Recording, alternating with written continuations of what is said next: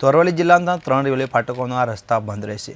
ફાટકો પરના રસ્તા સમારકામને લઈને બંધ રાખવાનો નિર્ણય કરવામાં આવ્યો છે. રેલવે ફાટક નંબર 82, 86 અને 78નું સમારકામ કરાશે. ફાટક નંબર 86નો રસ્તો 9 અને 10 એપ્રિલે રહેશે બંધ. ફાટક 78નો રસ્તો 11 અને 12 એપ્રિલે રહેશે બંધ. વાહન ચાલકોને વૈકલ્પિક માર્ગનો પણ ઉપયોગ કરવો પડશે. તો કહી શકાય કે કામગીરીને લઈને રસ્તાઓ બંધ થઈ શકે છે. ફાટક નંબર 78 રસ્તો 11-12 એપ્રિલ સુધી બંધ રહેશે.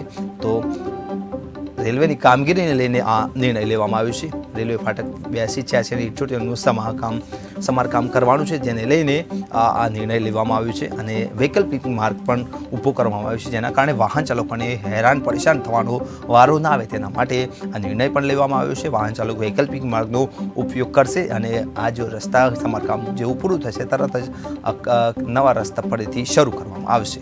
તો રેલવે ફાટક નંબર 82, 86નું 78નું સમારકામ કરવાનો નિર્ણય અરવલ્લીમાં લેવામાં આવ્યો છે અને 9-10 એપ્રિલ આ રસ્તા બંધ રહેશે અને વૈકલ્પિક માર્ગનો ઉપયોગ કરવો પડશે. સમારકામ નડિયાદ મોડાસા રેલવે લાઇન સ્થિત જે રેલવે ફાટકો છે એ બંધ કરવા માટે સિનિયર સેક્શન એન્જિનિયર તરફથી આપણને 2 વખત અરજી મળી હતી. અગાઉ 10મા 12માના વિદ્યાર્થીઓની પરીક્ષા હોવાના કારણે આપણે જે તે વખતે બંધ રાખ્યું હતું. એમની માગણી માન્ય નથી આપી, પણ એમનું સમારકામ છે ઘણા લાંબા સમયથી પેન્ડિંગ છે, એટલે એના કારણથી એ લોકોએ આપણને વિનંતી કરી હતી કે અમારે આ નડિયાદ મોડાસા રેલવે લાઇનનું સમારકામ કરવાનું છે. એના અંતર્ગત આવતી આપણી 3 ફાટકો છે. ફાટક નંબર 82, 86 અને 78.